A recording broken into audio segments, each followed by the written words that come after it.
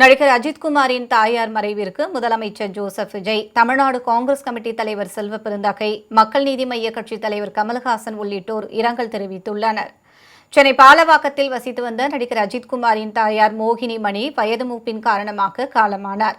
அவருக்கு வயது 84. உடல்நலக்குறைவு காரணமாக சென்னை ஆழ்வார்பேட்டையில் உள்ள தனியார் மருத்துவமனையில் சிகிச்சைக்காக அனுமதிக்கப்பட்டிருந்த இவர் சிகிச்சை பலனின்றி உயிரிழந்தார்.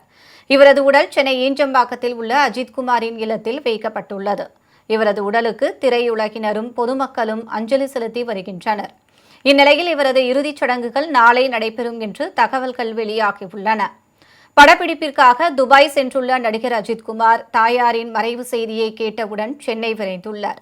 இதனிடையே முதலமைச்சர் ஜோசப் விஜய் வெளியிட்டுள்ள இரங்கல் செய்தியில், அருமை நண்பர் அஜித்குமாரின் தாயார் மோகினி மணியின் ஆன்மா இறைவனடியில் சேர பிரார்த்திப்பதாக குறிப்பிட்டுள்ளார்.